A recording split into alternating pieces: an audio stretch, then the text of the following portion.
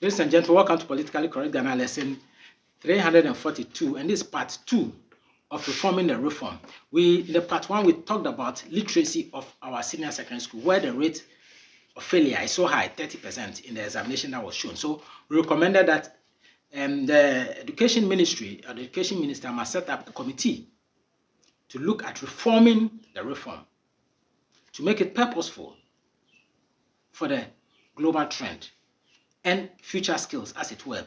Then we said that the monopoly enjoyed by West Africa Examination Council should be ignored, and then we should open up. Maybe the universities must set up their own examination, that's their public universities examinations, but to compete with WAEC. All right, that's just one bit of it. The other bit is this, that look, if the examinations lack creativity, it lacks critical thinking, then we are not helping the children, because we are not helping our own selves. We are not helping the world. We are not helping the nation. Rather, more specifically, we are not helping the nation. Because at the end of the day, our performance may look poor or look good, but it's just domestic and not worth the world. So our children or our young people cannot compete for jobs with other nationals in the international arena. That is of concern. All right, let's go to let's keep on the literacy a bit. The literacy has got a certain relationship with media awareness. How can you not be media aware in this day and age? You have to be media aware. To be media aware, one of the primary concepts is oracy, and then yes, oracy, and then written English. All right, so then the oracy, we have to stop this tree English. We've mentioned it over and over, and then we have to ensure that everybody is aware of for the digital world, that look, these digital tools, like I'm speaking to you now, it's a digital tool I'm using, that these digital tools must be properly used, and media awareness is there, should always be there for secondary school. How are we testing them? How are we testing our learners in media awareness? Are we even testing them? No, we are not, which is really wrong, because we are not preparing our children for future skills. We lack that. The other bit is, let's go to the numeracy. With respect to the numeracy, it points so clear that performance in mathematics, that's math, has gone down. It's 50% for this year. 50% failure rate. That is catastrophic. It is catastrophic. Why am I saying it is catastrophic? It's catastrophic because the teaching of mathematics is aversive to most of the learners. Maybe probably to the teachers themselves, and then to the learners. It is aversive because the curriculum is not making it real.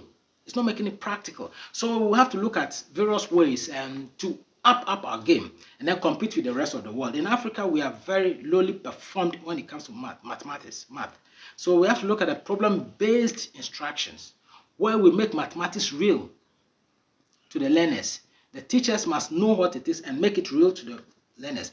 They have to model communities and try to solve those models in terms of the classroom work. What about related scenarios? You create related scenarios in understanding mathematics, like shopping, like sports, like travel, cooking. What do I mean by that? What I mean by like shopping, if you, as a child, that prepare a budget, an expense budget of shopping.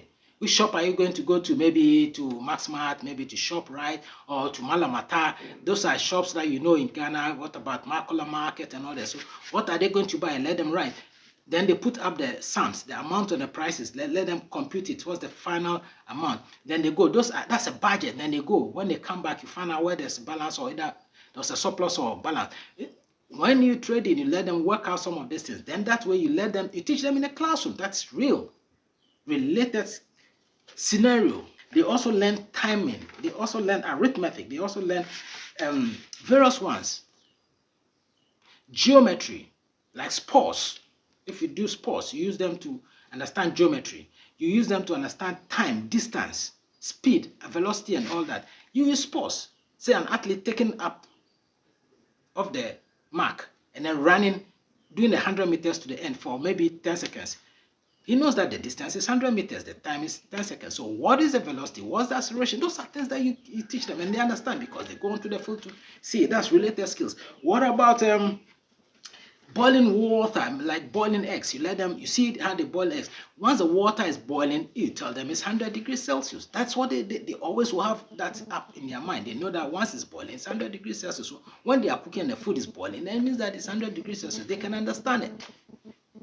They can know the difference between 100 degrees Celsius and then negative 5 degrees Celsius. They would then understand. All right. So what about hands-on? With hands-on, for an instance, if you have bricks, you let them lay bricks. You know, they count the bricks and then lay it per distance. They measure carpentry, they measure the wood and all that stuff. So then you teach in the vocation. That's also part of the mathematics. You let them see mathematics in vocation. It's possible that we can give our children dual certificates. That's the academic certificate and the vocational certificate. That is the trend now. Instead of just giving them WAEC certificate, you now give the academic certificate and then vocational certificate, making sure that they pick up the digital awareness. That digital awareness, that's robotics, that is coding. All of them must go through it. Nobody must be left out. It must be compulsory. All of them must go through it. Go through all the vocations, carpentry, masonry, and all that. And they use that in mathematics to understand it even better. It makes mathematics real to them. The geometry can better be understood. Gaming, this computer gaming, it gives them the chance to understand statistics, data management, and co.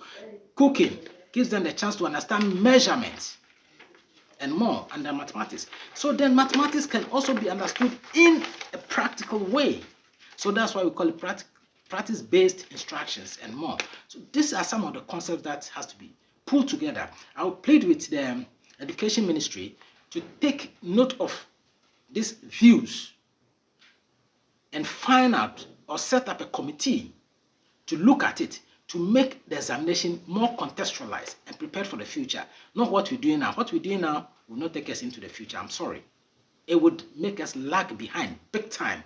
And where our language is also even deficit, then I don't know what will happen. God saves us all. And let us take the right step to correct our mistakes and look better into the future, or look into the future boldly. Thank you. I'm H. Kwame Fagu.